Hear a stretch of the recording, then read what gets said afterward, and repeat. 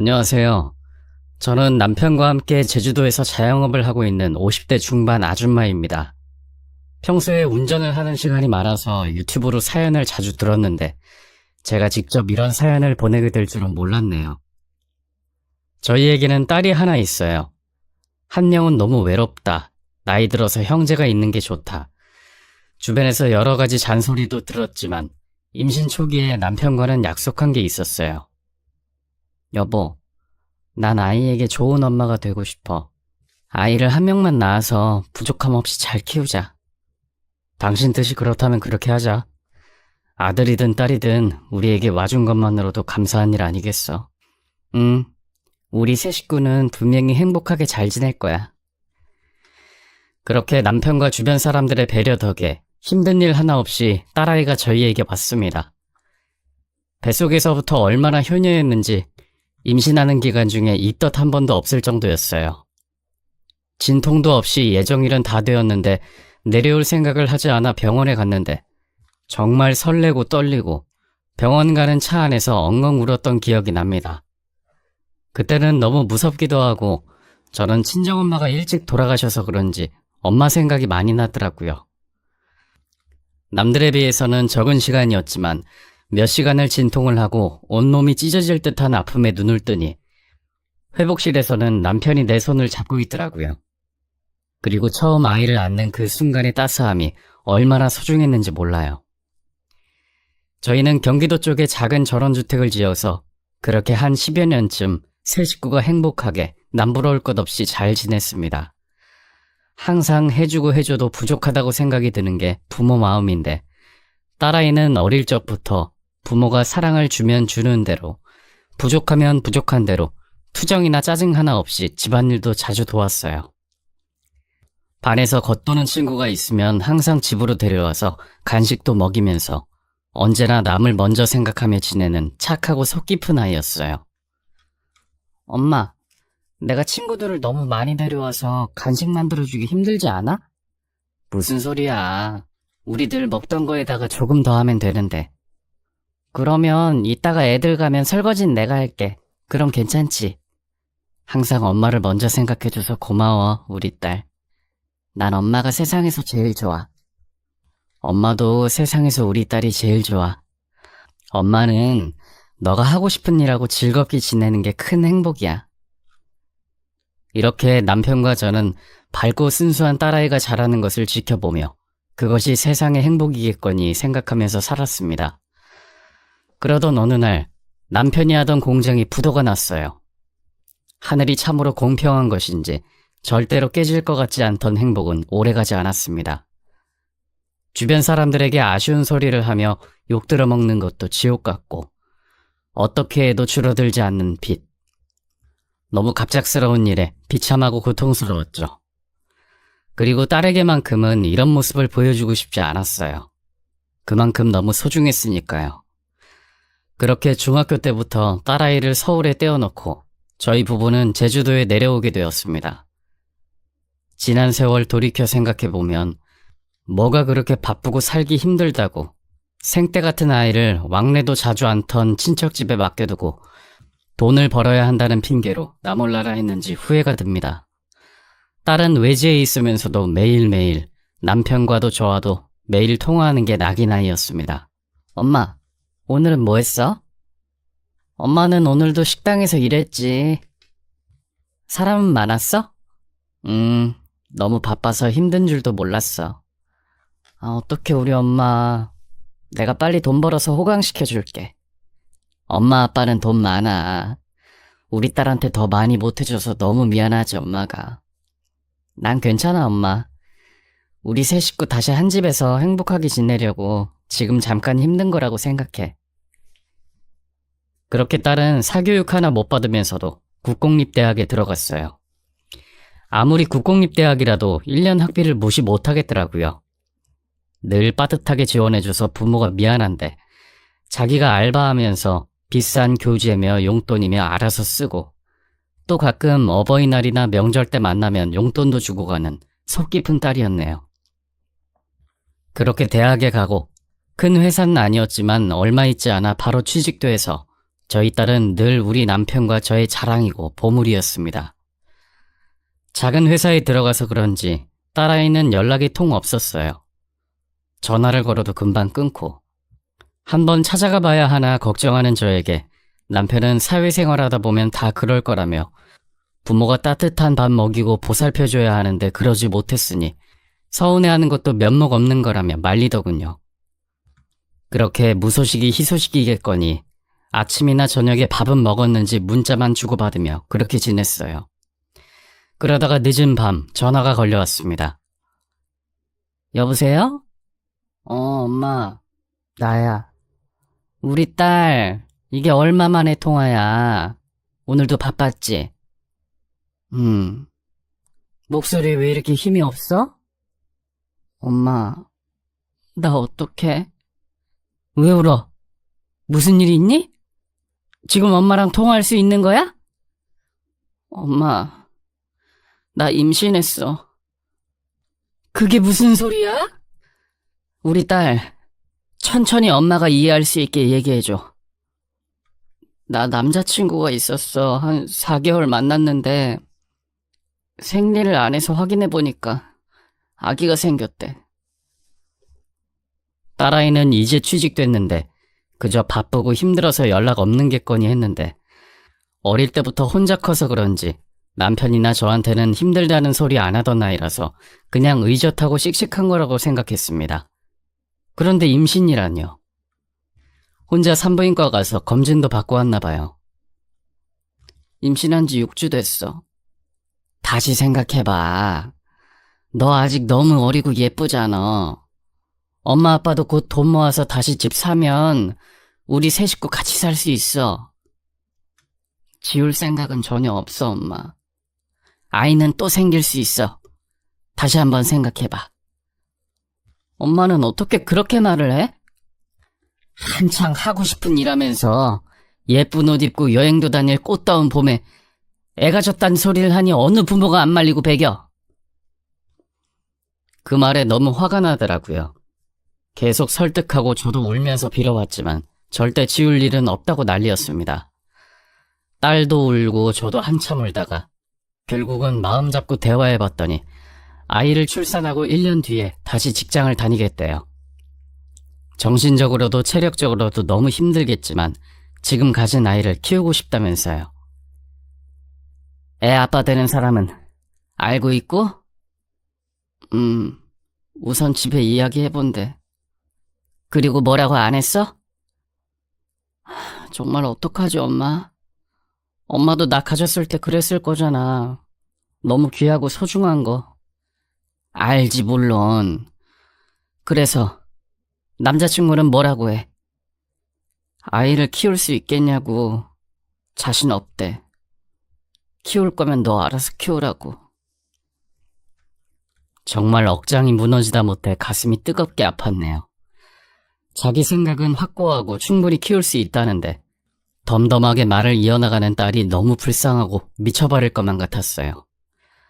똑똑한 딸인데 부모 사랑이 부족해서 외로웠던 건지 결국은 이런 결과를 제가 만들어낸 건가 싶었어요. 하루 종일 울었습니다. 남편도 참 화 한 번 내지 않던 사람이었는데 그날은 속상했는지 입에 대지 않던 술을 대더라고요. 그렇게 결국 사위가 된 딸아이 남자친구 집에서 시부모가 같이 키워주며 살겠다는 조건으로 갑작스럽게 결혼시켰습니다. 딸아이가 너무 어려 여러 차례 말렸었어요, 사실은. 이제 와서 이런 소리 하는 것도 웃기지만은 사위 첫인상부터 눈빛에 맑음이 없고 그저 껄렁하고 건들거리는 느낌이 정말 거슬렸네요. 이런 걸 떠나서도 당시 사위도 나이가 많고 돈 좀 있는 부모에게 얹혀 사는데 직장도 변변치 않아서 둘 다 부모가 되기에는 많이 부족한 상황에 무조건 아이를 낳겠다는 고집을 꺾어보려 했는데 그렇게 하지 못했네요. 부족한 부모 때문에 이렇게 됐지만 그래도 사람 온기 있는 따뜻한 집에서 신혼생활하는 것이 행복이려니 하고 식도 올리지 않고 딸을 시집 보낸 부모 마음이 매일 무너지다가도 가끔가다 한 번씩 잘 지낸다며 살갑게 전화하는 딸아이를 보며 그렇게 잘 지내는 줄 알았습니다. 그런데 어느 날부터인지 이상하게도 명절이 다가와도 오겠다는 말도 없고 손녀 사진이 궁금하다고 해도 통 보여주지 않더라고요. 통화를 해도 늘 우울한 목소리에. 이 나이 되어서 살다 보니 아이 엄마들이 산후 우울증이 온다고 해서 그러겠거니. 타는 속을 내색 못하고 이제는 출가 외인이다. 그 시기가 빠르게 온 것뿐이다. 속으로 위로하며 지냈네요. 그렇게 반년 정도 지났을까요? 결혼하고서도 한 번도 보지 못한 내 딸. 큰맘 먹고 한번 보러 가야겠다. 전화를 걸었습니다. 여보세요? 딸, 엄마야. 엄마. 내가 나중에 전화할게. 그래. 다시 일한다고 그랬지? 많이 바쁘지? 엄마, 일단 끊어. 잠깐 엄마가 할 말이 있어서 결혼하고 한 번도 못 본 게 마음에 걸려서 그런데 아빠랑 같이 한번 올라갈까 하는데 어떠니? 아니야, 됐어. 오지 마.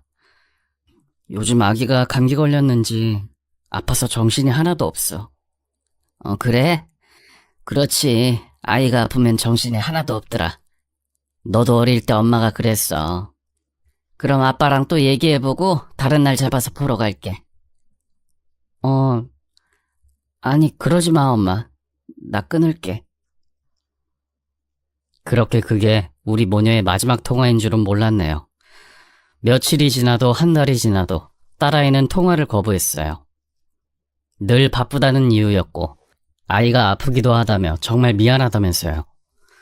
그러다 어느 날은 전화가 되지 않았습니다. 없는 번호라고요. 허둥지둥 전화번호를 찾는데 당연히 사위나 사돈어른 전화번호가 있었는 줄 알았는데 없더라고요. 그렇게 갑자기 연락두절된 딸 때문에 몇 날을 허둥대다가 명절에 선물 보낸다고 주소 하나 남은 게 있어서 사는 집에 가서 확인을 해봐야겠다 싶었습니다. 혹시 어디가 아픈 건 아닌지, 무슨 일이 생긴 건지 별의별 생각이 다 들더라고요. 평소에 시댁에 대해서는 잘 해주신다고, 걱정하지 말라는 딸의 말을 왜 그렇게 찰싹같이 믿었는지요. 그렇게 시댁에 찾아갔습니다. 누구세요? 저 땡땡이 엄마입니다. 그러신데요? 네, 사돈어른, 딸 보낸 거 면목 없었는데 이렇게라도 뵙게 됐네요. 땡땡이가 요즘 연락이 안 되어서요. 서울에 일이 있어서 올라왔다가 잠깐 들러봤습니다. 한참을 말이 없다가 사돈이 나와서 사정을 이야기하니 표정이 싹 변하면서 이렇게 말하더라고요. 도망간 당신 딸을 여기서 왜 찾아요? 그게 무슨 소리입니까? 당신 딸이 바람나서 애 버리고 도망간 걸 왜 우리한테 찾느냐고. 기가 막히는 소리였습니다. 애가 없어진 것도 모자란데 바람이라니. 그럼 우리 손녀는 사돈께서 키우고 계시는 거죠? 벌써 우리 아들이 애 데리고 나갔고. 여기서 이러지 마세요. 근본도 없는 애 데리고 와서 키워줬더니 말이야. 딸아이가 숨겼던 일이 대체 무엇이었을까? 대체 어디에 간 건지 사위를 찾으러 수소문하러 다녔어요. 그때의 충격이 컸었나 봐요. 아직도 그때를 생각하면 전 하루에도 몇 번씩 심장이 벌렁거리고 눈물이 나려고 합니다. 남편에게도 말 못하고 숨죽여 울다가 겨우 통화가 닿았을 무렵 남편도 열일을 다 제치고 사위 연락처를 수소문했습니다. 다닌다는 회사에도 전화를 해보고 저는 사람을 써서라도 꼭 연락이 닿아야 하겠더라고요. 남편과 제가 미친 사람처럼 열흘을 매달리며 수소문한 끝에 사위를 만났습니다. 그리고 저에게 하는 말이 가관이더라고요. 걔를 왜 저한테 찾으세요? 저도 피해자인데. 그게 무슨 소린가? 난 우리 딸이 결혼한다고 했을 때도 마뜩찮았지만 그래도 옆에 잘 있어주겠다고 사돈어른이 잘 챙겨줄 거라고 들었는데. 엄마랑도 문제가 많았고 하여튼 걔 이상해요. 한두 달 전부터 아무 이유 없이 아내가 외박을 하고 외박하던 날 저는 무슨 사고가 난 줄 알고 소방서와 경찰까지 동원해서 아내를 찾았지만 찾지 못했어요. 그럼 지금은 연락이 안 되는 거고?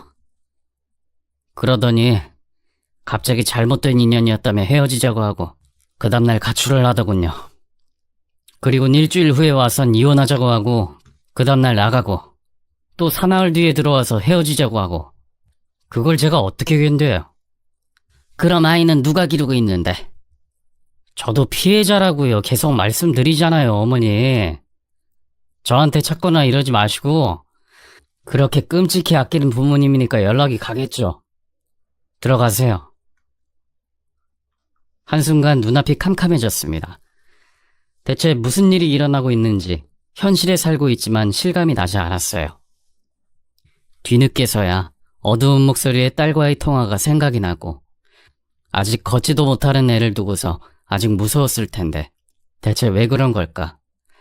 엄마에게 말이라도 해주지. 혹여나 연락이 올지도 모른다는 희망으로 남편과 저는 딸아이를 찾아다녔습니다. 그렇게 그 이후로 몇 년이 지나고 5년이 지났어요. 부모의 마음이라는 게 하루도 제대로 밥을 먹지도 잠을 자지도 못한 채 지내다 보니 꿈에서도 아이가 나타나 눈물을 흘리더라고요. 차라리 누구를 만나서 잘 지낸다고 잘 지내고 있다는 한마디라도 들을 수 있다면 좋을 텐데 말이죠. 그러던 어느 날 기적처럼 딸아이가 저희 가게로 들어왔습니다. 정말 못 알아보게 수척해진 얼굴로 절 보더군요.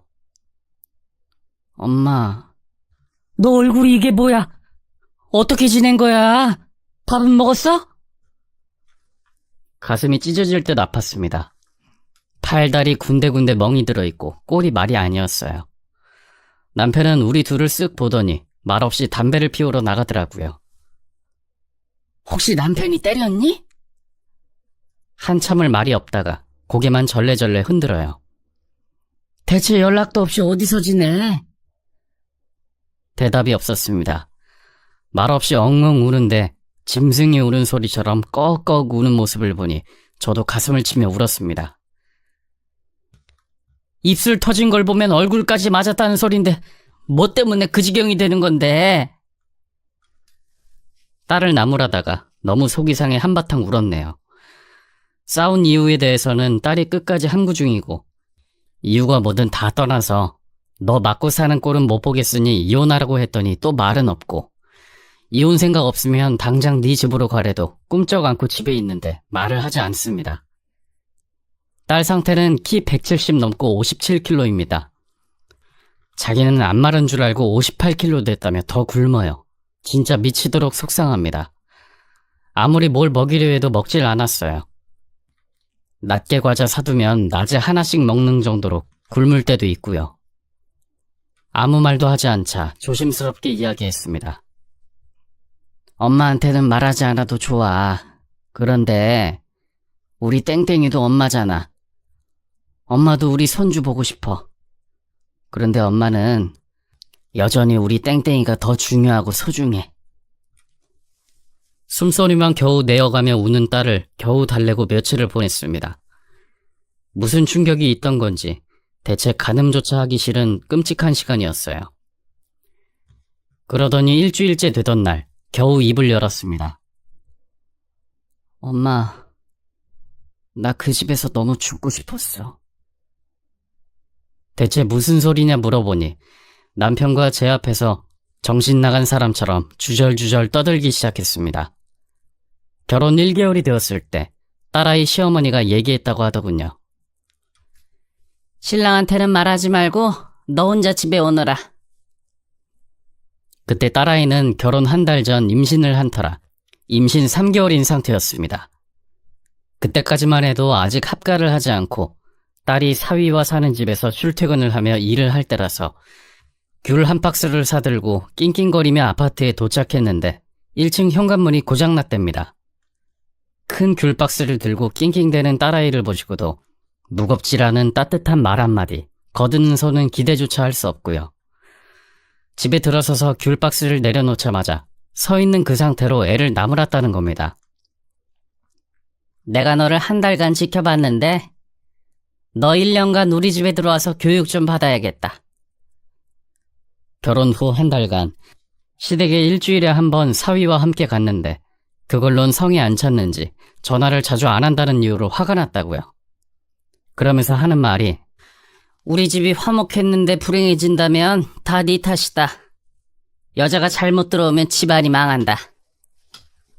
결혼 후 한 달이 갓 되었을 뿐인데 딸아이는 너무 당황해 그 앞에서 저도 모르게 눈물만 흘리고 있었다고 하고요. 집에선 귀한 자식인데 왜 여기서 잘못한 것도 없이 혼나고 있는 건지 인사차 저녁마다 밥을 먹고 설거지를 하면 옆에서 그랬답니다. 여자는 자고로 집안에서도 직장에서도 슈퍼우먼이 되어야 한다. 뭐든지 빨리빨리 행동해야 돼. 니는 왜 그렇게 느리냐? 그 후로도 일주일, 주말에 일이 있는 달에는 적어도 2주일에 한 번씩 시댁에 갔답니다. 배가 불러갈수록 그런 일상이 힘들었고 직장을 마치고 임신해서 피곤한 몸을 이끌고 어쩔 수 없이 시댁에 갈 때면 정말 우울해졌다고요. 차라리 가서 얼굴이나 보고 밥이나 해먹고 오면 좋으련만. 임신한 며느리가 힘들게 일하고 왔다고 해서 따뜻한 밥 한 번 차려주신 적 없답니다. 항상 딸아이가 오길 기다렸다가 도착하면 그때서야 쓱 일어나시면서 이제 밥 해볼까? 하고요. 임신 초기이고 직장 마치고 시댁 가면 8시가 됐대요. 시댁이 시골에 있어서요. 얼마나 배가 고플까요?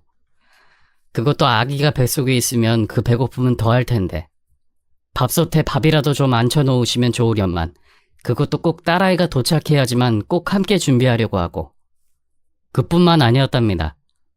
밥을 먹고 집에 보내주면 좋게요.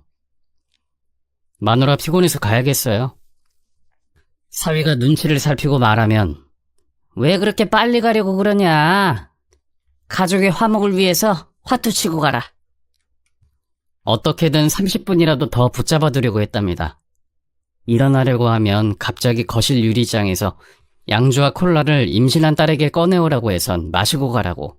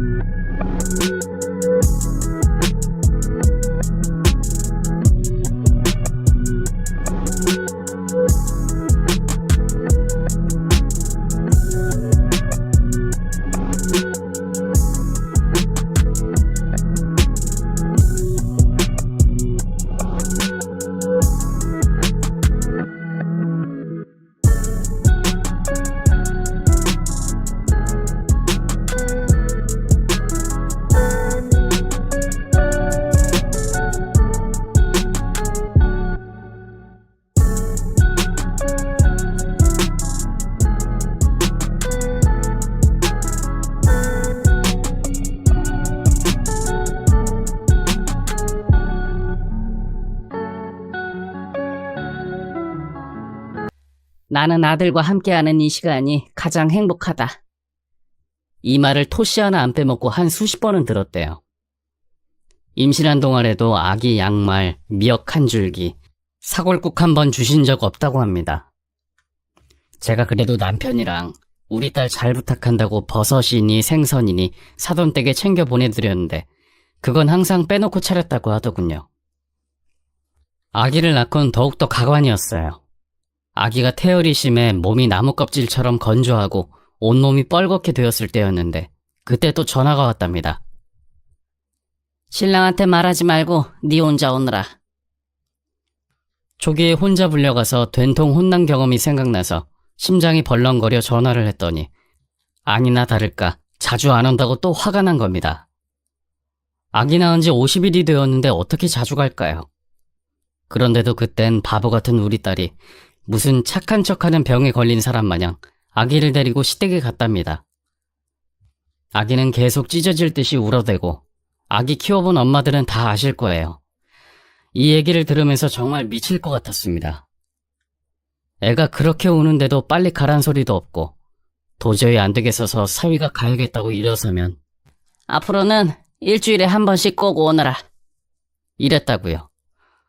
어쩜 저렇게 아픈 손녀 생각, 몸 조심해야 하는 며느리 생각은 눈꽃만큼도 없을까. 이야기를 들을수록 정이 떨어져 갔습니다. 그리고 아기를 낳은 지 갓 50일이 된 사람한테 니는 왜 배가 안 들어가냐? 여자는 아기 낳으면 그때부터 여자로서 인생 끝이다. 그 이후로도 전화가 조금만 뜨나면 대뜸 전화가 와선 네가 시부모 알기를 어떻게 알고 있냐? 네가 시부모를 신경을 쓰고 있냐? 며느리로서 네가 할 도리를 하고 있냐? 우린 애정결핍인 사람들이야. 좀 더 자주 오너라.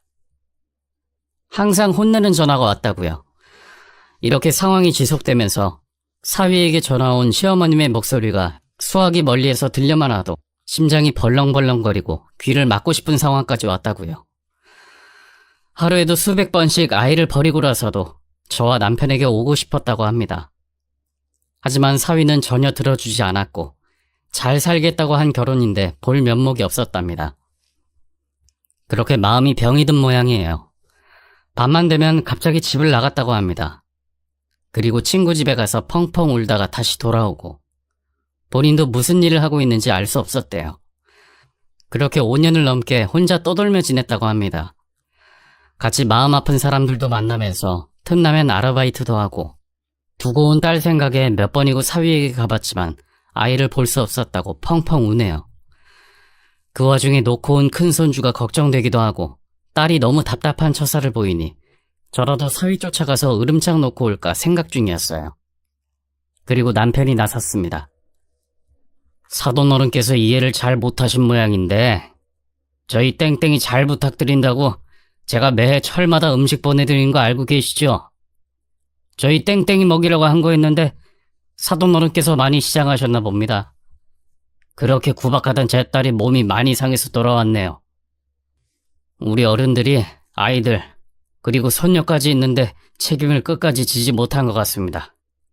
저희가 데려가겠습니다. 사위는 벌써부터 애를 줄 수 없다고 길길이 날뛰고요. 바람나서 나갔는지 미쳐서 나갔는지 순순히 이혼 못해준다고 합니다. 하지만 남편이 나서서 이야기하자 그래도 조금은 수그러들었네요. 앞으로의 일이 어떻게 될지는 모르겠지만 저와 남편은 딸아이의 마음이 치유될 때까지 조금 여유를 가지고 기다려보려고 해요. 딸아이의 우울증은 치료받으며 조금씩 나아지는 중이고 스스로도 느낀답니다.